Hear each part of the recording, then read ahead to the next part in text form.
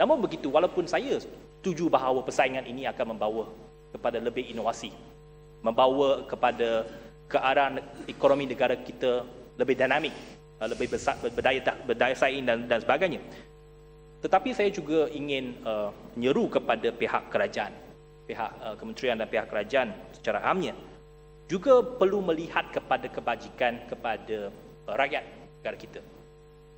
Peniaga-peniaga kecil kita yang selama ini telah menyumbang kepada pertumbuhan ekonomi kita selama ini. Memang persaingan itu baik, tapi contohnya pada hari ini, kita ada hypermarket. Memang kita ada banyak hypermarket, ada Tesco, ada Justco, ada Carrefour dan sebagainya. Di antara mereka ini, syarikat-syarikat besar ini, pemain-pemain besar ini, mereka tak ada masalah, mereka boleh bersaing. Justco boleh bersaing dengan Carrefour, Carrefour boleh bersaing dengan Tesco. Tetapi dalam sektor yang sama, pemain-pemain kecil, bagaimana pemain-pemain kecil bersaing dengan mereka? Contohnya, barangan yang dijual dalam Tesco memang murah.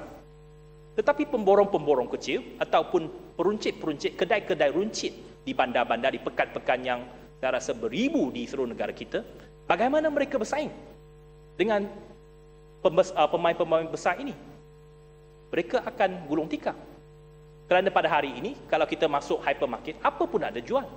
Bukan saja barangan runcit, ikan pun ada, ayam pun ada, sayur pun ada, telur pun ada, apa pun ada. Jadi peniaga-peniaga kecil kita yang berniaga di pasar-pasar borong, pasar-pasar runcit, pasar-pasar awam, bagaimana mereka survive? Bagaimana mereka bersaing? Jadi saya harap ini perlu diberikan pertimbangan oleh kerajaan. Saya bukannya mengatakan bahawa kita, oleh kerana kita nak protect golongan ini, maka kita tutup. Tak biarkan hypermarket masuk, tak biarkan syarikat-syarikat besar masuk. Tidak. Tetapi kita perlu ada satu paradigma, satu mentality, bagaimana kita membantu mereka supaya dapat mengubah cara perniagaan mereka dan membantu mereka untuk mengembangkan perniagaan mereka. Sebab saya lihat ini chicken and egg. Sebab kalau kita tidak membantu, kita tidak membiarkan persaingan masuk, maka ekonomi kita tidak dapat berdaya saing. Tetapi pada masa yang sama, apabila kita membiarkan persaingan ini, rakyat kita sendiri juga yang akan terseksa, akan terhimpit. Kerana ramai juga di kalangan golongan rakyat kita yang masih merupakan peniaga-peniaga kecil, yang mereka tidak ada kemampuan, tidak ada kemahiran, tidak ada pengetahuan untuk bersaing dengan pemain-pemain besar.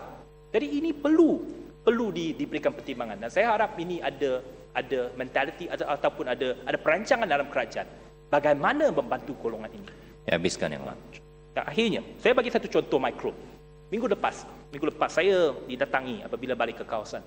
Saya didatangi oleh kumpulan peniaga-peniaga daging kinzi di Pasar Besar Seremban. Lebih kurang 15 penjaja daging kinzi. Mereka datang kepada saya mengadu kepada bahawa dalam beberapa bulan ini bisnes mereka turun 30%, 40%. Sebab mengapa? Disebabkan di Bandar Seremban ini pihak BPT telah meluluskan lesen kepada beberapa kedai menjual daging salai dan daging beku. Kedai-kedai ini lesennya dia jual daging beku. Tetapi mereka sebab perniagaan, sebab persaingan, mereka juga jual daging segar. Jadi lebih murah, lebih suasana kedai mereka lebih cantik, lebih selesa, ada aircon dan sebagainya. Tentunya lebih ramai pelanggan akan pergi ke kedai untuk beli. Jadi ini menyebabkan peniaga-peniaga daging kinzi, penjaja-penjaja ini mengalami kesusahan kerana mereka tidak dapat bersaing. Jadi ini satu contoh mikro. Saya rasa banyak contoh lagi yang kita boleh bincangkan.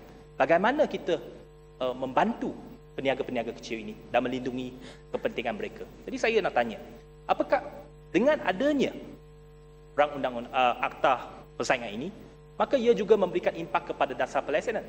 Seperti contoh yang saya katakan tadi, walaupun pihak BPT mengatakan bahawa mereka hanya boleh jual daging beku, tetapi kalau adanya undang-undang ini, adanya akta ini, apakah mereka boleh pergi ke Suruhanjaya Persaingan mengatakan bahawa ini anti persaingan?